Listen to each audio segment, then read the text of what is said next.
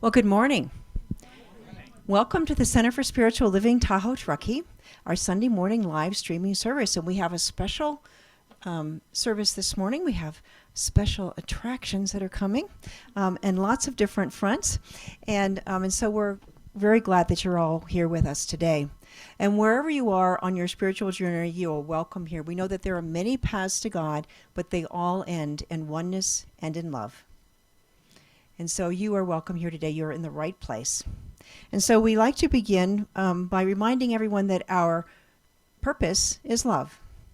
And our vision is embracing all and serving with love while awakening to the one.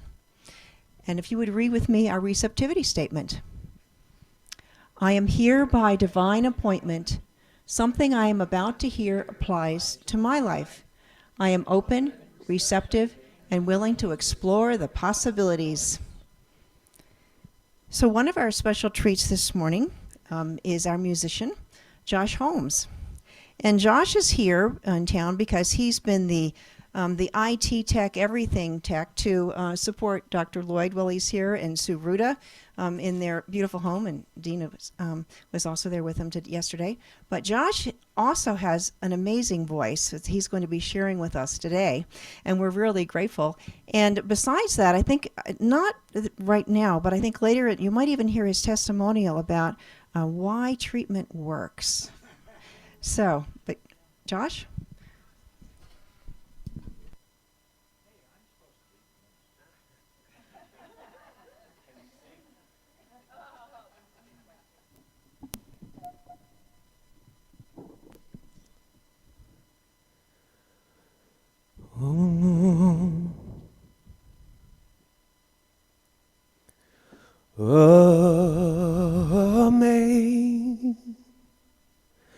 Amazing grace,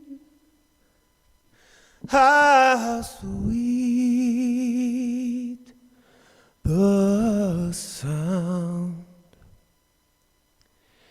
that saved a one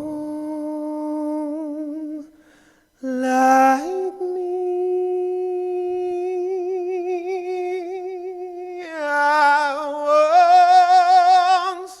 I once was lost, oh no, but now I'm found. Was blind, but now I see.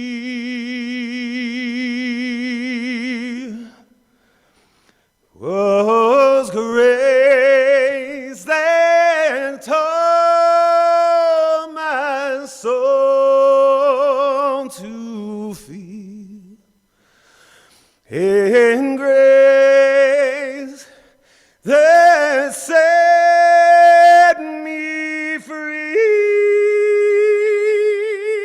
I was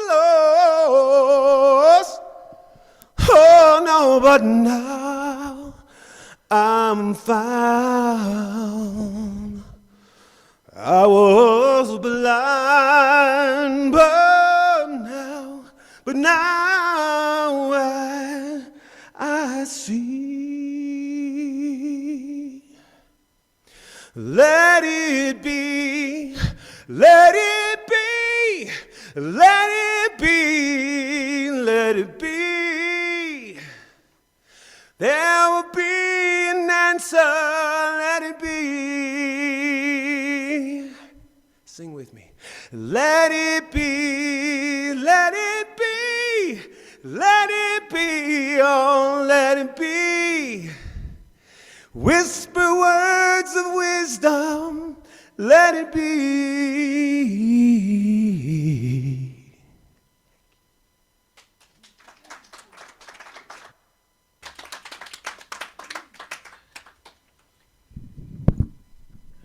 Well, that was our start, and there's more to come. So next, our practitioner for the day is someone special in my life, Michael Brandman. And he is going to be sharing with us our sacred reading and the invocation. But he was one of the people that was with us yesterday at Sue Ruta's at the house, the Ruta's Roost, and in this conversation, you'll see that there's a lot of ministers and practitioners in the room, and we've all been enlightened by Reverend Dr. Lloyd Tupper, you'll be hearing from later. And Michael was especially, last night he was talking about all the things that he heard, and so we're always uplifted not only by Tommy Troward, but also by Dr. Tupper. So, but anyway, now Michael Brandman. Lloyd Tupper, okay.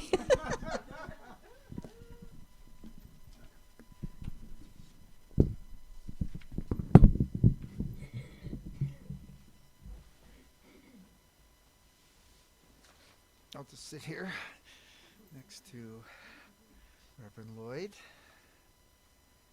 And since we're related, I can even drink a little bit of Reverend Pam's water.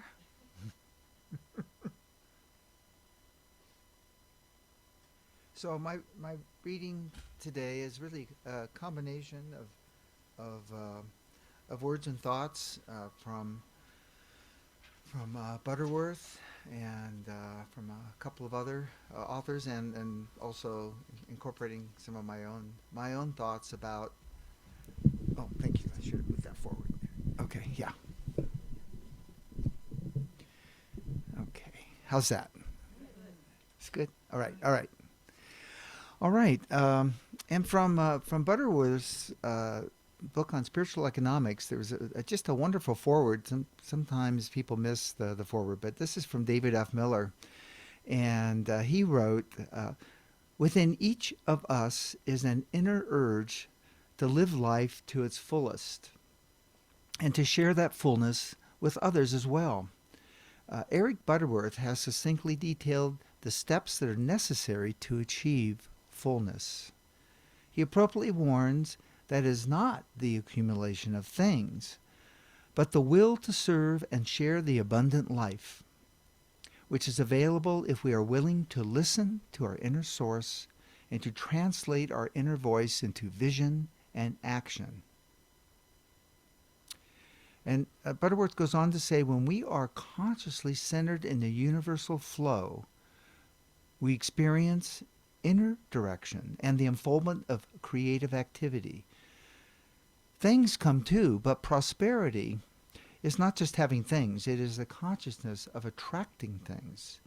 It is spiritual well-being, which involves the whole experience of the healing life, satisfying love, abiding peace, and harmony, as well as sufficiency.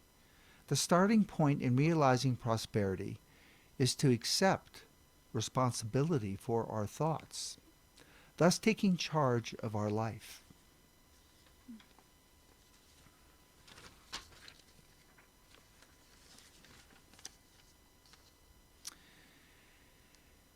And Butterworth suggests that in a regular meditation practice, we can work on realization that we are surrounded by divine presence, which wishes for you only good because you are expressing its life. The biting truth is that God will make you prosperous and successful in all your ways if you do not make it too hard for God. Infinite Mind will put ideas into your mind, words in your mouth, creativity in our hands, boundless opportunity for you, and guiding light on your way. The practice of the presence of God, knowing that God is wholly present, ceasingly present, never changes, and doesn't come and go. Practice the presence of God. The substance will with diligence and persistence, and you will begin to realize prosperity. And with regard to the line, do not make it too hard for God, Emily Cady said in her book, Lessons in Truth, the supply of every good always awaits the demand. Another truth is demand must be made before the supply can come forth to fill it. And Jesus said there must be an asking before there can be a receiving. So this is what I think Butterworth means by not making it too hard for God. You must ask, we must demand, we must realize to receive. And so let's take this within in the silence and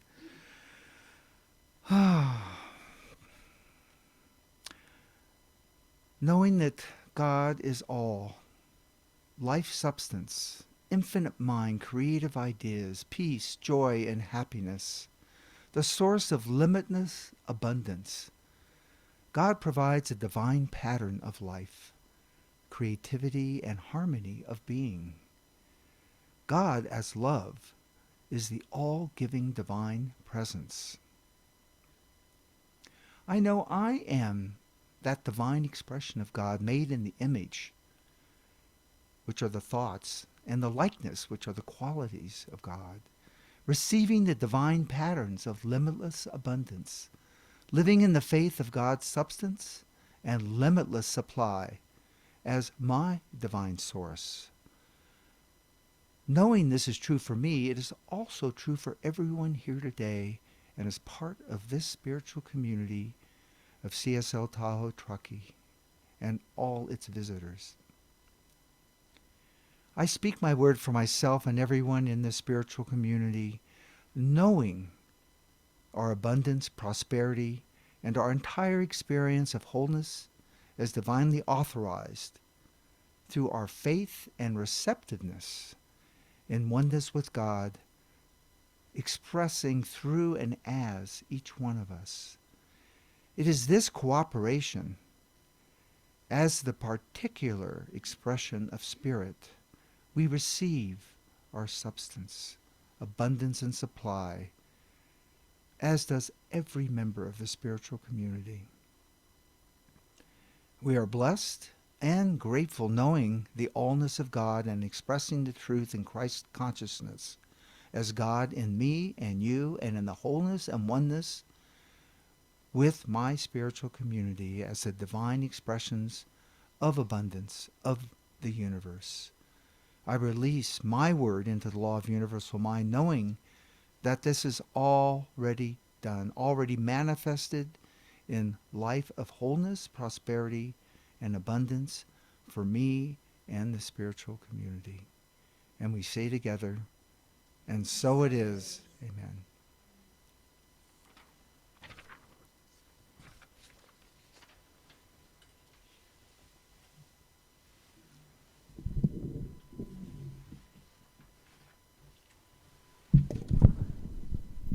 Well, Michael is getting himself reorganized here. Me too. We have to do a little housekeeping because I know we want to eat, and Garwood wants to know how many people want to eat.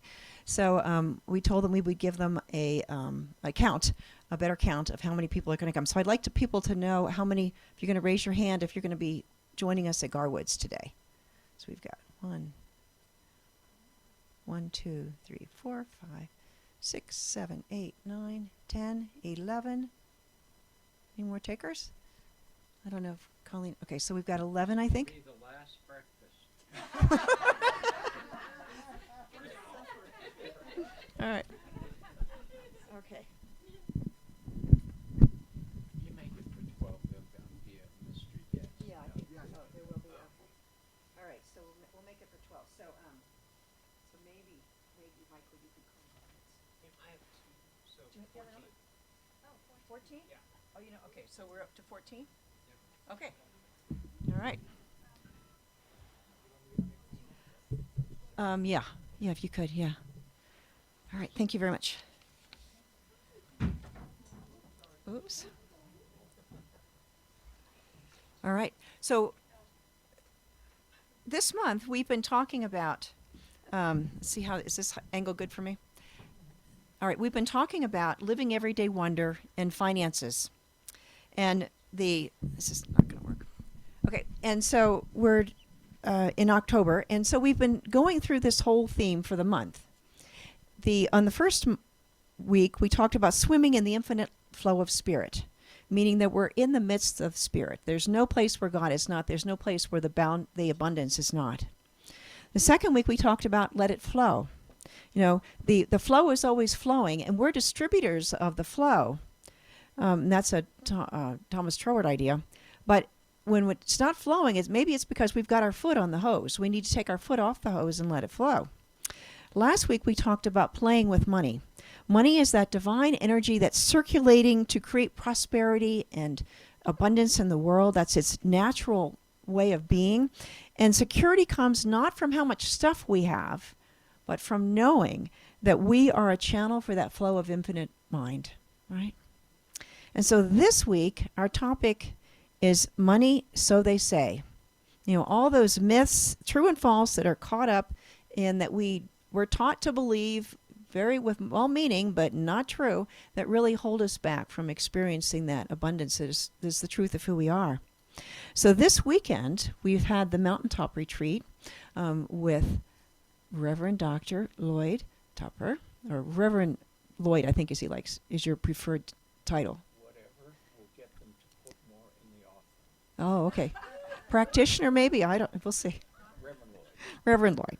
So, but anyway, we're focusing on how money and prosperity fit into the life of the spirit, and it's just one application, right? And so, Reverend Lloyd, would you please begin by giving us a synopsis of Troward's The Life of the Spirit and how it fits into abundance? Okay. Good morning, everybody.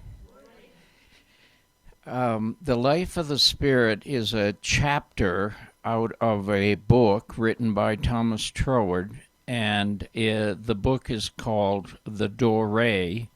It's a French word, lectures. And the essence of what he is saying in this particular chapter, I'm taking some liberty to make it concise and understandable the easiest way I can, is defining the Spirit. And he says the Spirit is the principle of increase. The Spirit is the principle of increase. So if you use that as your beginning point, so to speak, and you think of the Spirit as being the principle of increase, you eliminate all personality completely. It is the Spirit, and whatever exists is some part of Spirit. So if the principle of that Spirit is increase, and you might say to yourself, well, how do I know that for sure? Then what is the source of the universe, and what is the source of the cosmos?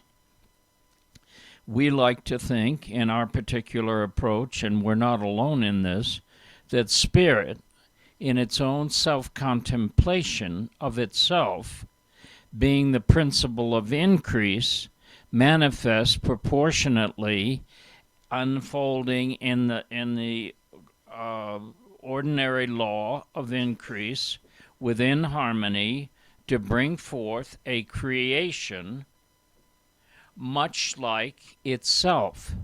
And then the writers of the scriptures says to you and me, you are made, I'm rewriting it now, to image forth through your mind, which is my mind, the likeness of that which I am, which includes abundance.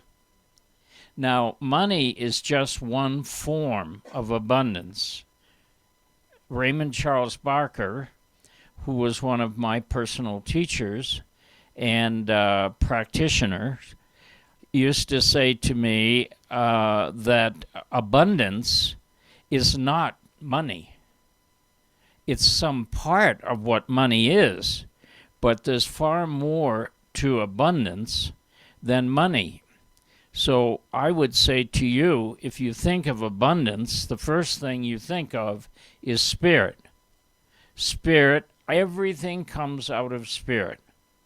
Everything comes out of the self-contemplation of spirit, of itself, and its desire to particularize itself in its own likeness, which produced you and me. Now that's an explanation of us being said, or being said about us, that we're born in the image and likeness of God.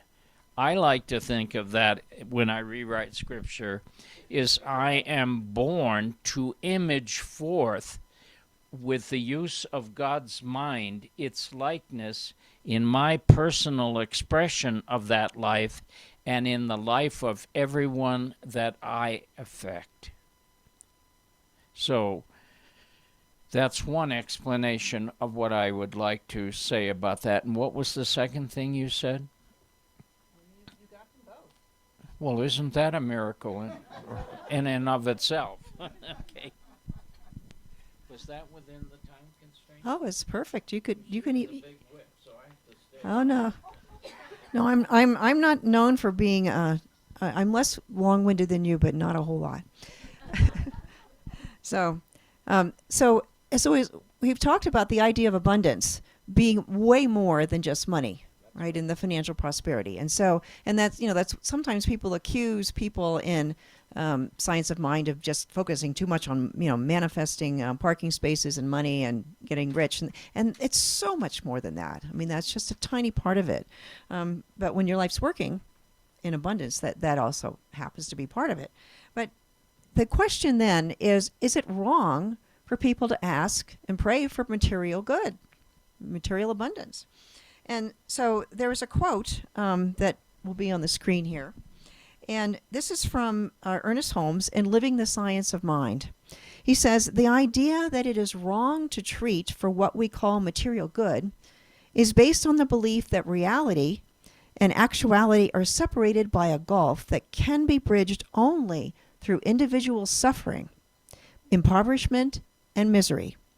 That people may be redeemed from all this misery in some uncertain future, but definitely not here and now. Yet Jesus stood in the midst of the here and now and proclaimed that the kingdom of heaven is within and it is at hand. And didn't Jesus also say, whatever you ask for in prayer, believe that you have received it and it will be yours. So these are pretty clear statements about how it works. Michael, in the reading this morning, talked about ask and ye shall receive, and that equation comes right out of the Bible from Jesus. And so it is really important what we're asking for. And we ask not just with our words, but we ask with our beliefs in our subconscious mind, in our heart of hearts. We can say that we want to pray for prosperity. We want everything to be, we have plenty of money, but if we don't really, oh yeah, but not really. Okay, it's what we really believe at that level that controls whether it happens or not. And so we're talking about wanting to be a clear conduit for spirit. Spirit is ready to flow. That fire hose is ready to go. Our job is to aim it and to make sure our foot's not holding it back. And that's in the easy and natural way for things to flow. But if that conduit then is clogged with our beliefs, they're going to block it. All right? They're going to stop up the flow, and we're going to experience poverty, lack, limitation. Right? And so it's really important what we're saying and what we're believing. So the purpose of prayer then is to clear our minds of false beliefs. All right? We're not making supplication to God. God's ready to give it. We just need to get out of the way and say, yes, thank you. Right? And so we're releasing that natural infinite flow in our life. Our work then is always in the teaching symbol, if you're familiar with it. So we set our intention at the top. It goes through the law, which automatically reproduces like a mirror exactly what we're putting into it. And then it comes out into the manifest world at the bottom. And so our work is in that middle layer. Our beliefs can block or it's like grease, if you will, what's going on through that middle process. And so, importantly, we can't just pretend that those beliefs are not there. They're going to, Spirit will reveal whether or not they are, because we'll see by the results, right? And Louise Hay said, you can't clean your house if you can't see the dirt, right? So we don't want to wallow around in the dirt. We just have to see it and release it with statements of truth.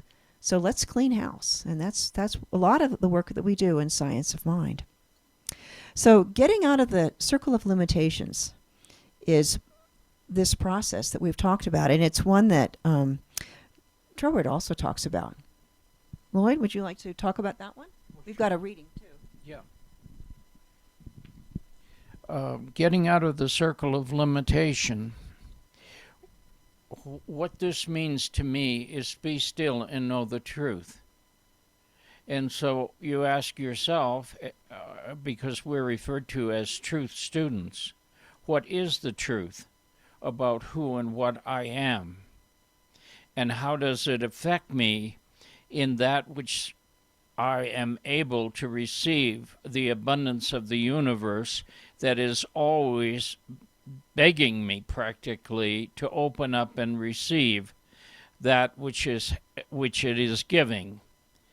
And the difficulty that most average people who are not familiar with our work, but more importantly, who are familiar with our work, do not realize that the things that we are, like the term money, the things we are most concerned about are obviously our health, our wealth, our love, our creative expression, our joy, our happiness, our peace, and the realization of our own immortality.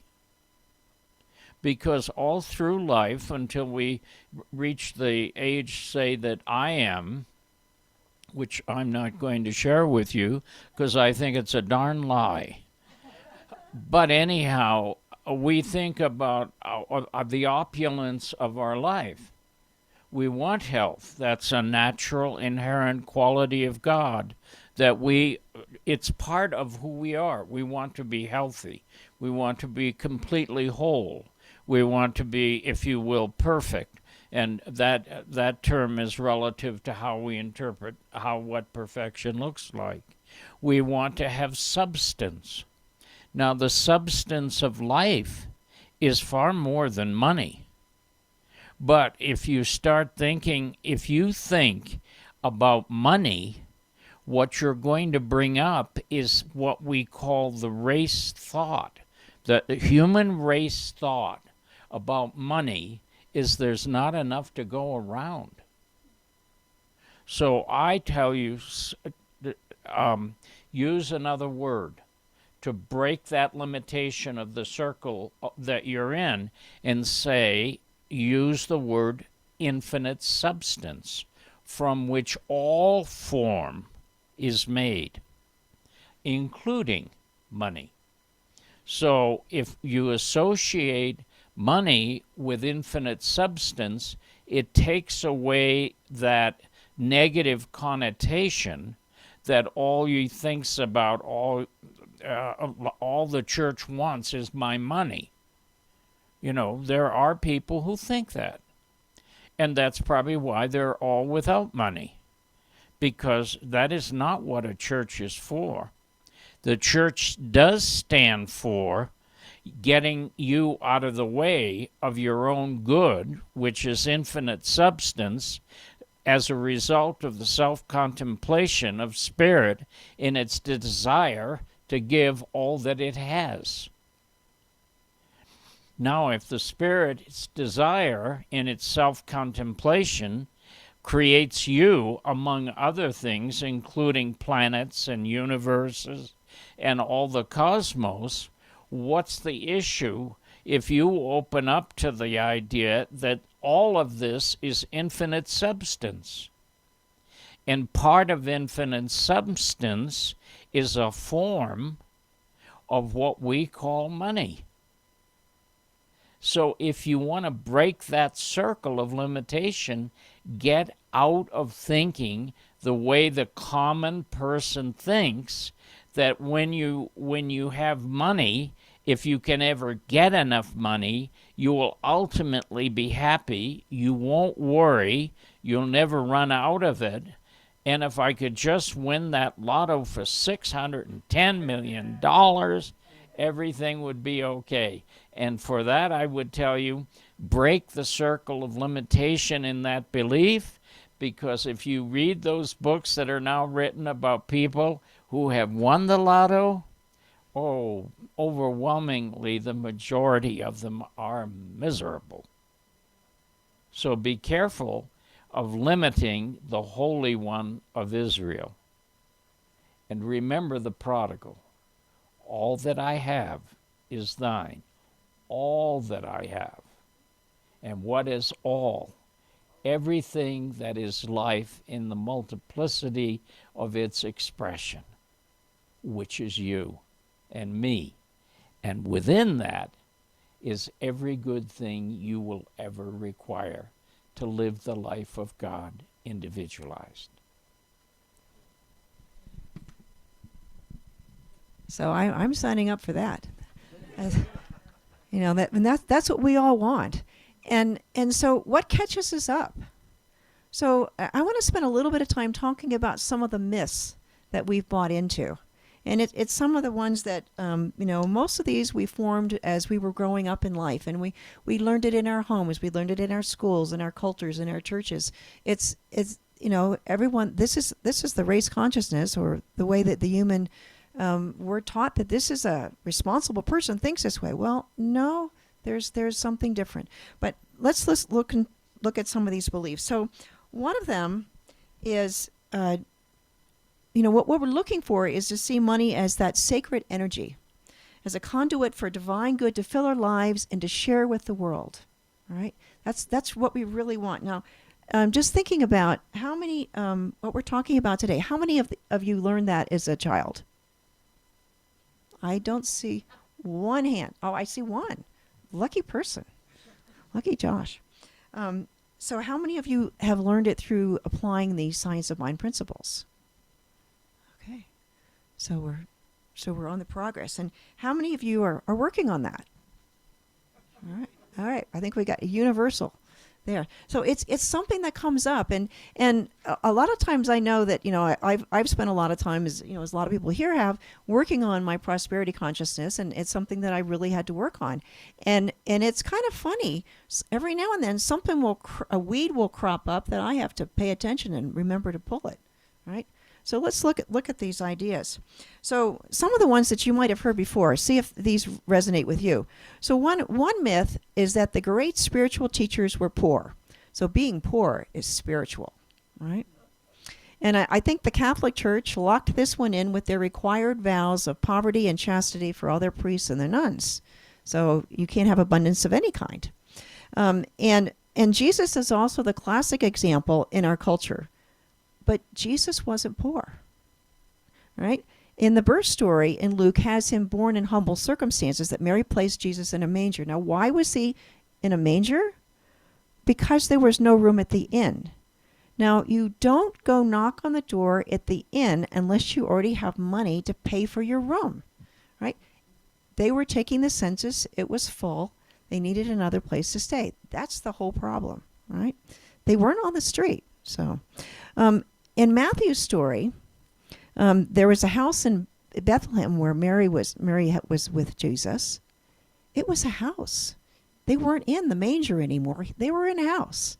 And so this is where the Magi came, and they brought the gifts of gold, frankincense, and myrrh, but that gold was the money that funded their trip to Egypt and all of the training that he needed for his ministry. All right? He used that prosperous gift of gold. Other images of Jesus. He wore a seamless robe. That's much more expensive. He mixed with the rich and poor alike. They're all the same in his mind. It's all, part of God. And he was supported financially by the women to whom he preached. All right? Nowhere does it say that he couldn't afford something. He had a way of multiplying the fishes and the loaves of bread. He always lived in abundance, right? Now, the Buddha was wealthy, rejecting both extreme wealth, where he started, and extreme poverty. He tried it, but he ended up at the middle way, right? Muhammad, he was a wealthy trader. He married a rich widow, right? And she was part of the lineage of Islam. Lao Tzu, he wrote the Tao Te Ching, and written about 400 BC. He was an official in the imperial archives in China with no indication of poverty whatsoever. Right? The Abraham, Jacob, Joseph, Moses, all of them were very well off. You know, they talk about their herds and their families, and they had wealth. All right? So it's time to let go of that myth that the spiritual leaders were poor. Right? So here's another one. Debt and loss. Now, there can be no debt or loss when the infinite invisible would owe itself money. You know, we're all God serving God. So if I have a debt to someone, I have a debt to God. That's just part of the circulation that we've put a name on it for the moment, right? And also your attitude about that debt is what makes all the difference, all right? Now, if you borrow money because you have a sense of lack, that you can't afford something, and you go ahead and pull your credit card out and pay for it anyway, well, that sense of lack is what gives you problem with paying off that debt, right?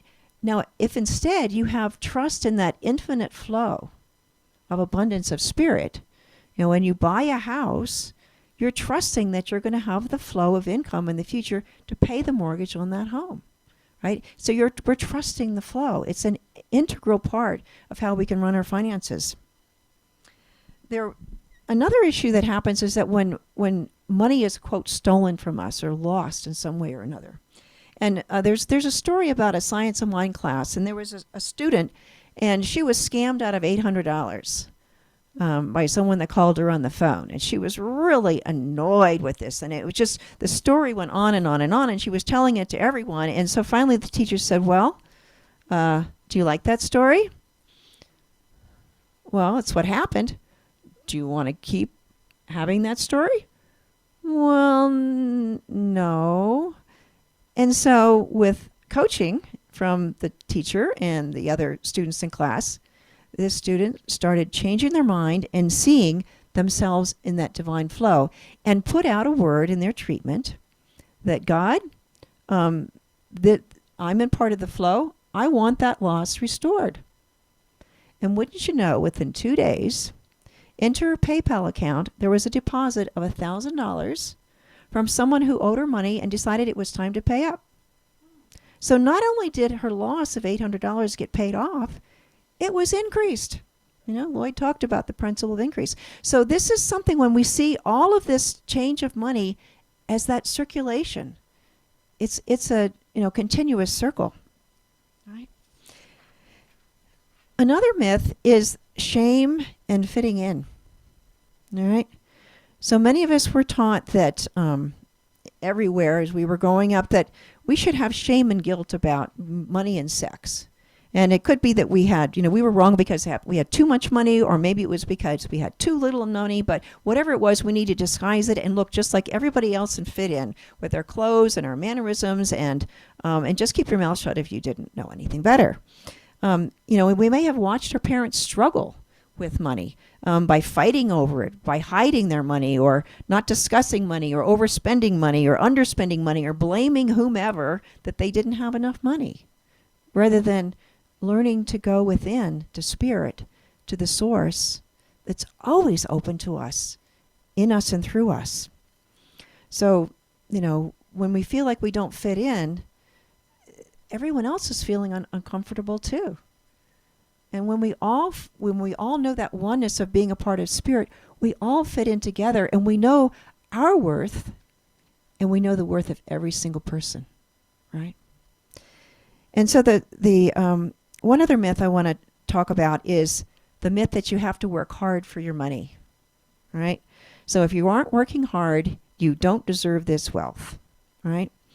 And you can't win the lottery because you didn't work hard, right? And you better hang on tight to that hard-earned money, or else, and not spend it on something frivolous. You got to save for that rainy day. I mean, there's all these rules about how you have to be, work hard and take hard and protect it and so forth. But instead, we're just playing with that money for the moment because it's all part of that divine flow, right? And Emma Curtis Hopkins has this great quote in her book, Scientific Christian Mental Practice. The idea of the absence of good is plainly spoken enough, the idea of where the good must be and is, we are not talking about as a society, right?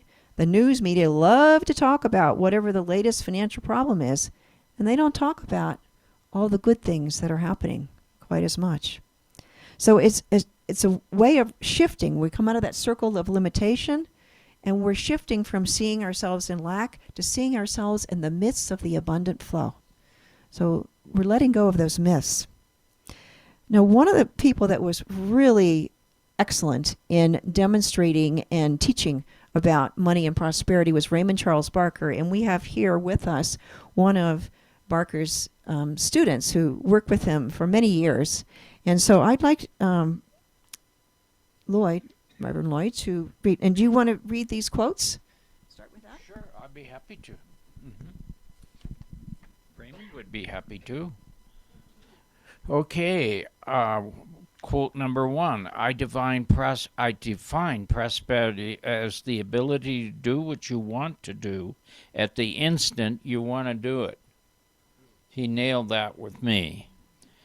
Second one, prosperity is the circulation of money in your world. It is movement. It is activity. It is a flow.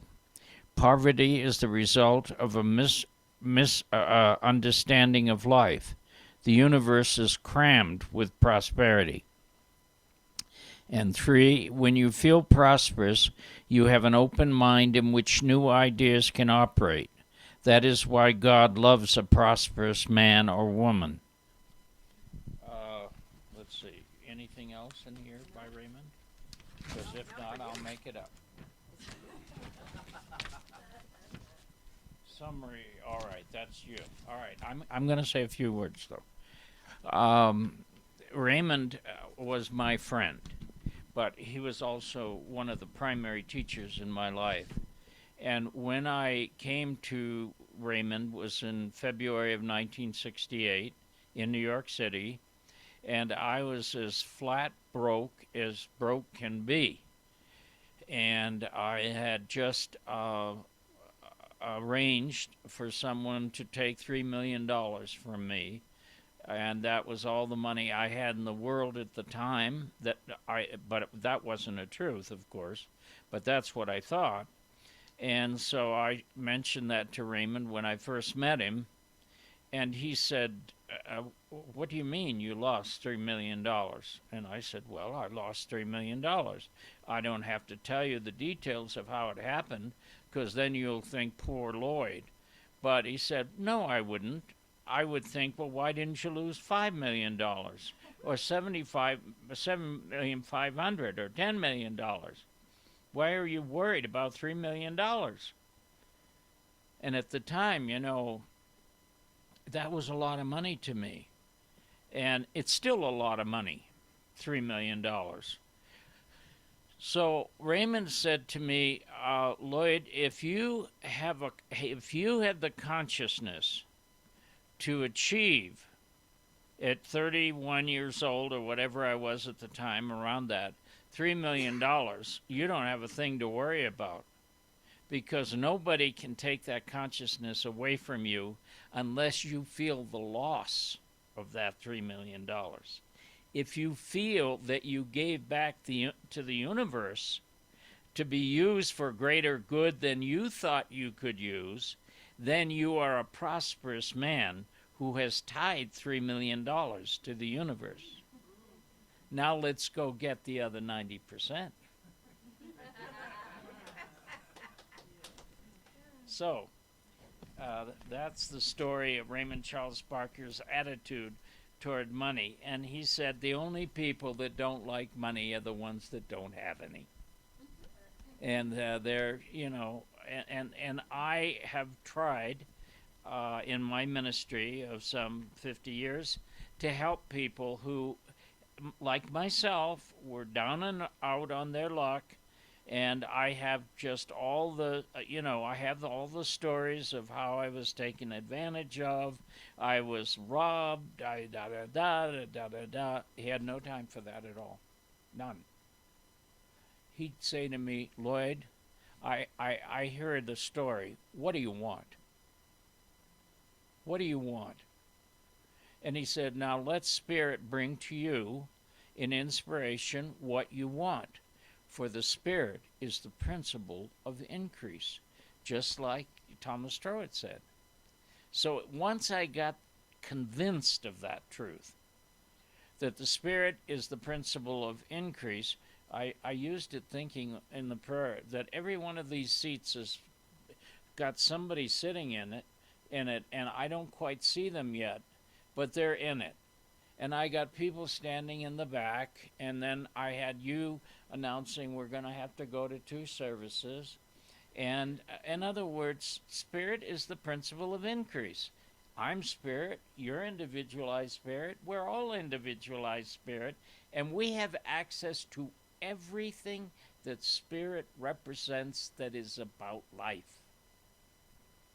And life is the principle of increase. It's always finding new or creating new forms to fill. But in our experience, I'm sorry, I know I'm on a roll here. This is good. In our experience, we are life that create the form by inspiration of what we want the Spirit to fill. So if you want to have a greater degree of life as health, wealth, love, and happiness, joy, peace, serenity, freedom from worry, and I could go on, those are all qualities of God, and they are all qualities that represent increase, because Spirit is the principle of increase. And what am I, or what are you, or what is Pam? We are individualized Spirit in a form of a particular expression that duplicates the nature of God and gets our bloated nothingness out of the way of the divine circuitry, to quote Emerson, and thereby prospers us all the days of our life, and I added this part, into infinity. And the definition of infinity is simple: without end. Is that recorded? Okay. I'll take the mic. Oh. Well, I told you I was going to get out there, so. You did. You did. So you said everything I wanted to say in my summary. So that is awesome. So basically it comes down to, we want to let go of all these ideas of lack and, all the worry and anxiety and all the time and energy we spend on that, and just release it to Spirit, let it get dissolved, and instead turn to this wonderful reverie about all of the great, wonderful things that Spirit is creating through us and as us in life. And that is the beauty and the awesome and the beauty, wonder. I just That's it. waters of Spirit on the carpet. Well, it's been a drought. So I'm going to now dip you in the waters of the Holy Spirit. it's former Catholics, they never forget. Well, in this wonderful note, let's take this to prayer. So as we are here in this moment, feeling the energy and joy of just being alive, of being together, of knowing that we are part of that infinite flow of Spirit, the life of Spirit, we allow ourselves to stretch beyond whatever limits we've set for ourselves, and as we do, we are encouraged to stretch farther and further, and we know that what it's like to fly, what it's like to be unlimited, to be a part of that infinite flow, and know that it is the truth of who we are, because we are whole part and parcel, part of the one life that is God. There is no place that God is not. There is God in every part of our life, in all of our affairs, in our relationships. They are full of love and abundance flow. In our money, it comes in not just from our job or checks in the mail, but it is from all sides. It is unlimited because it is Spirit flowing, filling every nook and cranny with abundance and more abundance. And so we gladly and joyfully share it, participating in that circulation. And we choose some places we like, some plants we like better than others, but we know that it is all a part of that infinite flow, and we share it with love and joy and deep gratitude to know that this is the truth of life. And so in this moment, we know that life is good. And abundance is our birthright. We accept it with love and with gratitude and know that all is well. For this is the life of spirit in us and as the life of Center for Spiritual Living Tahoe-Truckee and this community and throughout the world. And we know that it also flows as peace and love that is infinite, that is everywhere present in every heart and mind, guiding us all forward together to be lifted up to higher levels of that love and understanding and peace. And so with deep gratitude, I release these words, knowing that it is done, this and even greater. And so it is, and so we let it be. Amen.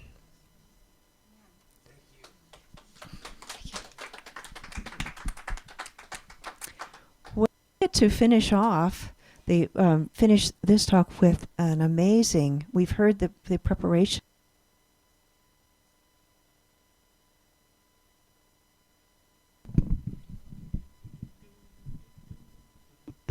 There it is.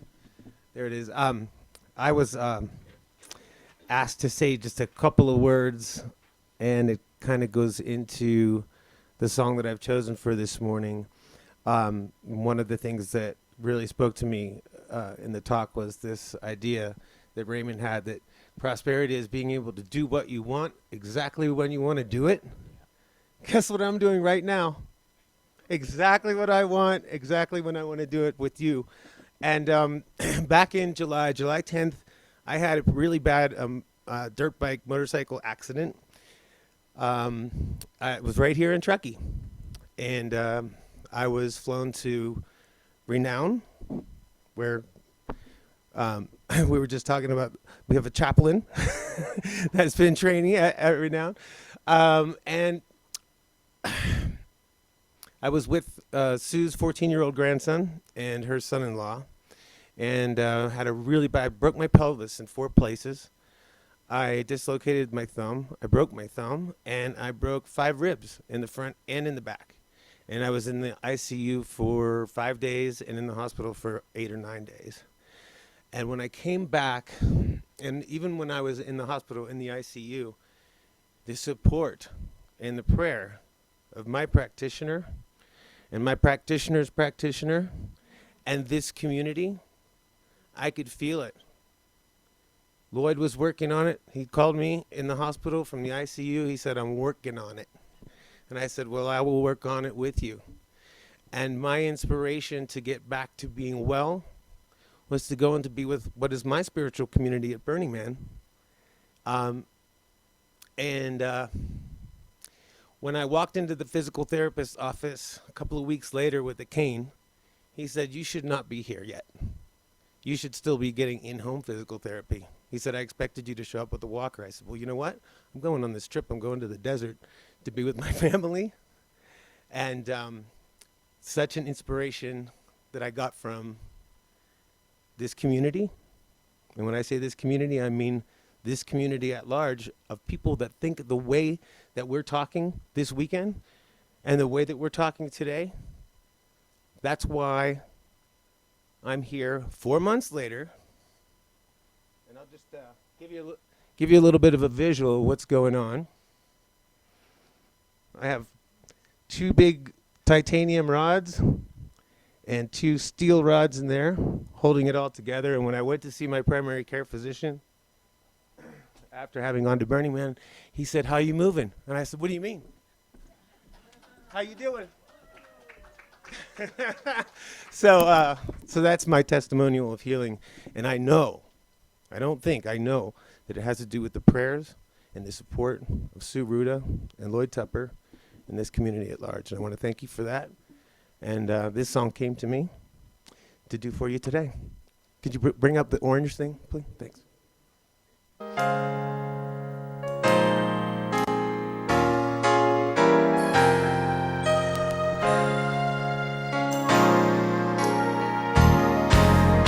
What do you do when you've done all you can? It seems like it's never enough. What do you say when your friends turn away? You're alone, you're all alone. Tell me, what do you give when you've given your all? And it seems like it's never enough. Stand when there's nothing left to do. You just stand, watching God see you through. After you've done all you can, you just stand. Tell me, how do you handle the pain of your past? Tell me, how do you deal with the rain? And how can you smile when your heart has been broken and filled with pain? Tell me, what do you do when you've given your all? It seems like you can't make it through. You just stand, watching God see you through. You just stand, after all you've been through. After you've done all you can, you just stand and be sure. Be not in bondage, with bondage again. You just stand and endure. 'Cause God has a purpose, God has a plan. When you've done all you can, and it seems like you can't make it through, you just stand, stand, stand. Oh, you just stand through the storm and through the rain, through all of your hurt, through all your pain. Don't you bow, oh, don't you bend, 'cause God gonna help you, and it won't end. You won't through the storm and through the rain, through all your hurt and through all your pain. After you've done all you can, after you've done all you can, after you've done all you can, you just stand.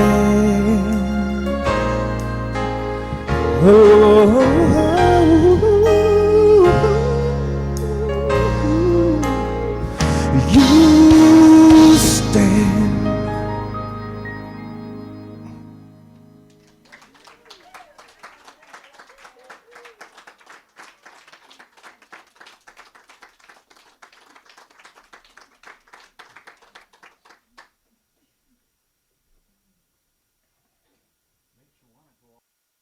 With your pelvis still.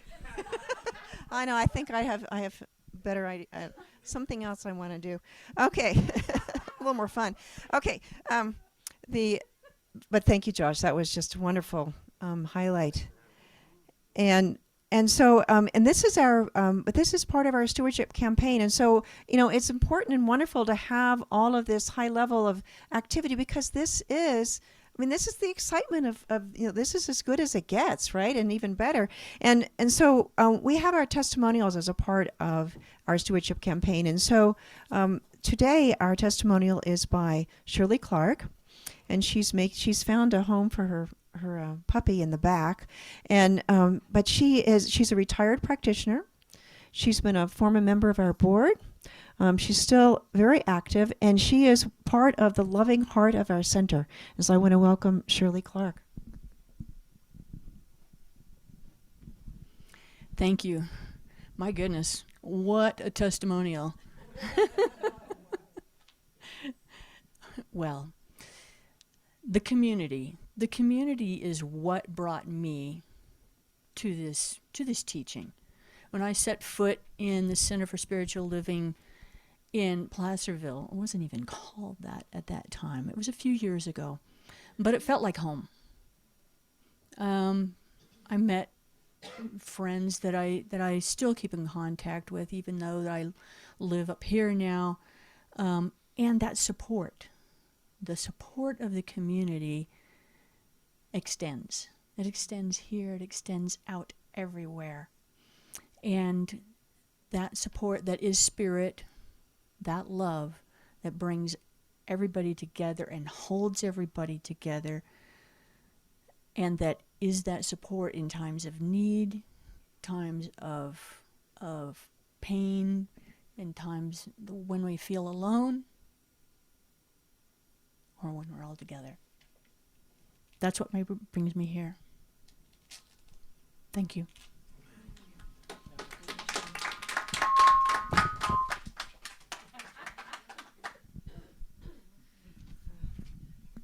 And that's what it's about. We were talking about what makes this center special yesterday, and I think love is the most important part, right? And so also as a part of the campaign, Penny Scholler, who is our board president, is going to talk a little bit more about the progress of our stewardship campaign this year. Penny?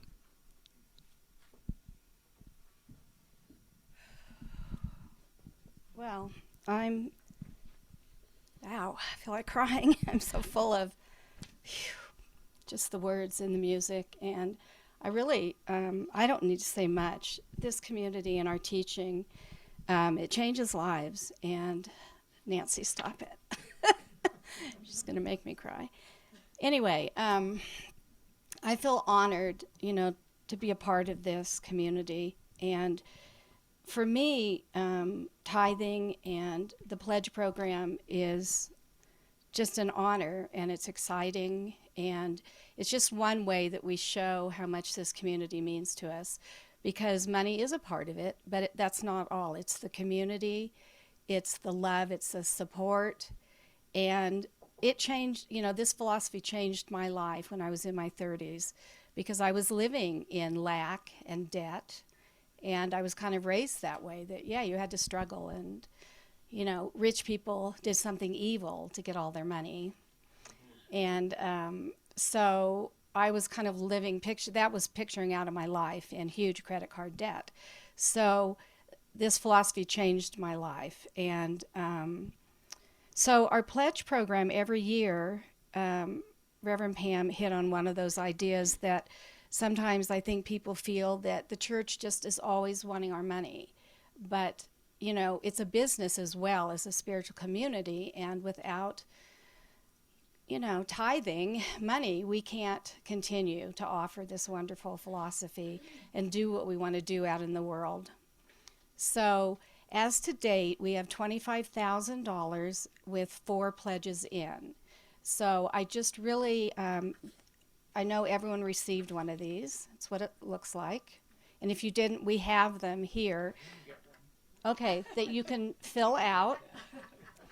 And you can bring them by, drop them by, mail them. And, once again, I'm sort of speaking to the choir, to all of these people, because we know what tithing is, And for me, tithing, thanks, Shirley, is just...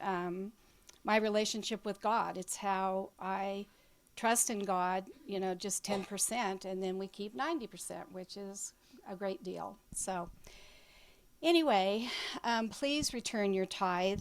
The board needs these tithe numbers so that we can make a budget for next year. And we always want to be, faithful in our budget and be realistic. And so it's important. So please return your pledge cards. Thank you. Just raise your hand if you need one. All right, so we're in our pledge campaign this year is called Gathering in the Good. And so next Sunday, October 30th, is our big celebration at the end. So we want everyone to get their pledge cards in by that date. And we're going to, since it's the day before Halloween, October 30th, I think it is Halloween if you live in Nevada, but we're going to have a harvest party. And so next week, the color of we had gold today. Next week, the color is orange. Or if you're feeling adventuresome, wear a costume. And so we're going to have a party to celebrate. We'll have a potluck, which is always good. And then we'll have a few games for the adults and kids. So and if you're bringing kids, let us know, because we want to make sure we have enough fun things for all of the kids to do. So we're doing that, and I think there was a slide on that. There we go. And so remember to wear orange or your costume next week.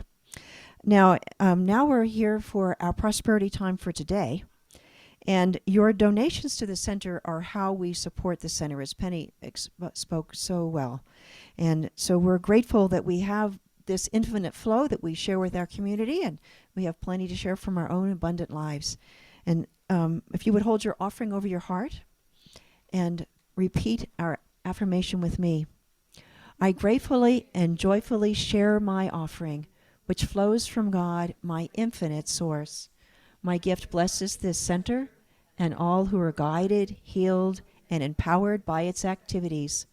All I share with life returns to me blessed and multiplied.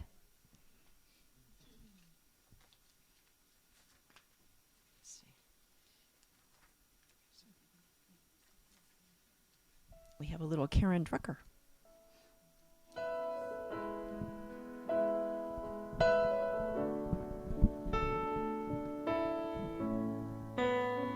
I am so blessed. I am so blessed. I am so grateful for all that I am. I am so blessed. I am so blessed. I am so grateful. I am so blessed. I am so blessed. I am so blessed. I am so grateful for all that I have. I am so blessed. I am so blessed. I am so grateful. I am so blessed. I am so blessed. And so all of these gifts, which are so graciously and generously giving, we receive with love and gratitude, knowing that it is the divine flow, and knowing that we bless them on their way as they support us to serve the world in all of the ways that we are called to do as the Center for Spiritual Tahoe-Truckee.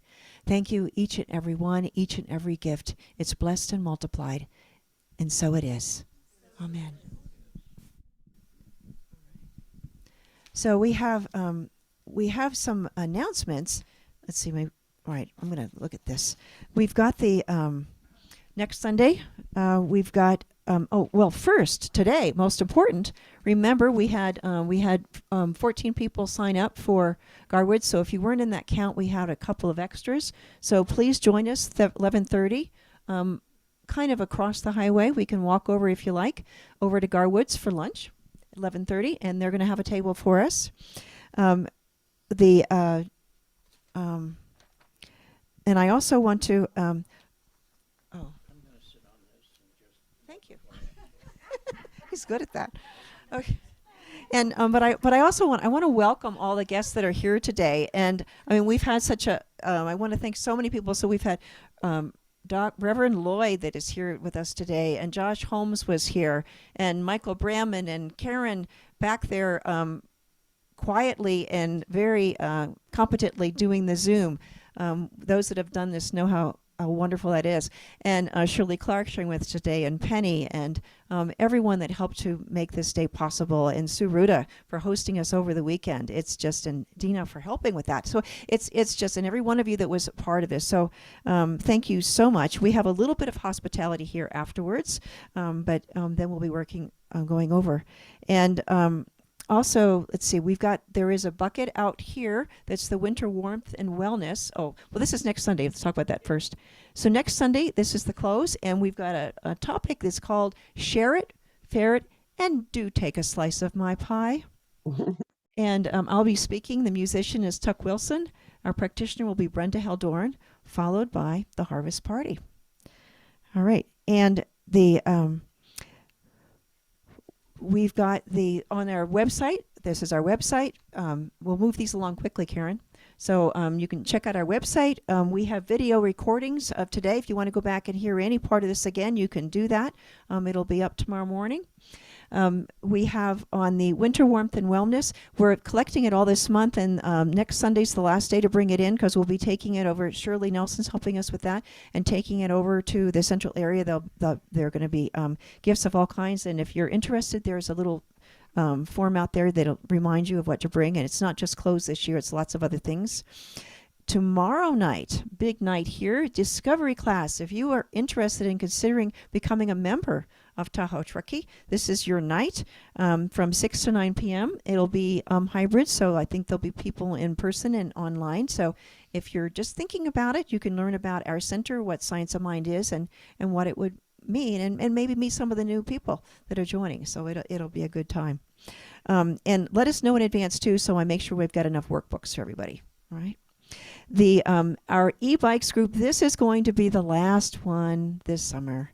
And so they're going to meet, they've changed the itinerary, changing the weather, and on Tuesday morning at 11, they'll be meeting at Dollar Hill and be bicycling to the Village at Palisades Tahoe Starbucks. And so if you have any questions, call Nancy O'Neill, because Sue is on vacation.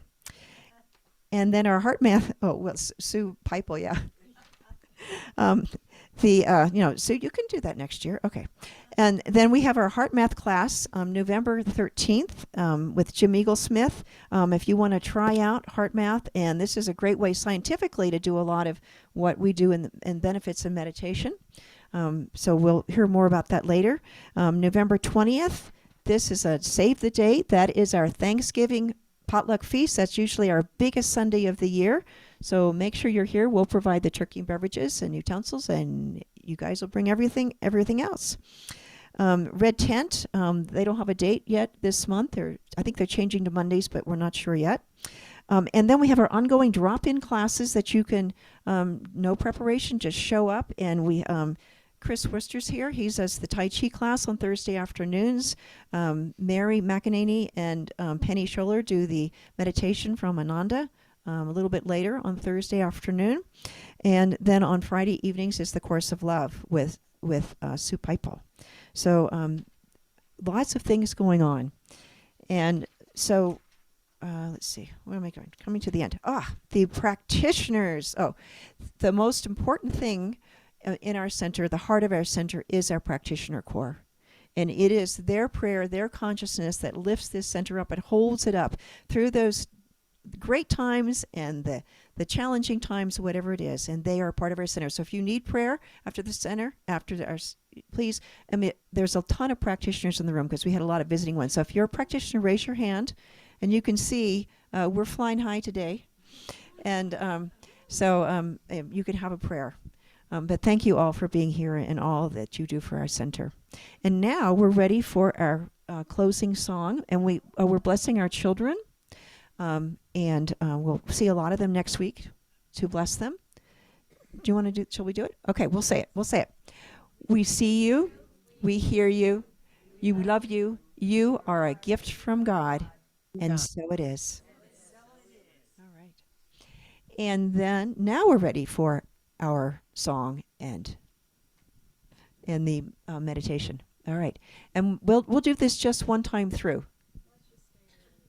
Oh, stay where we are? Okay. All right, let's do that. Okay, that's what that meant. Okay.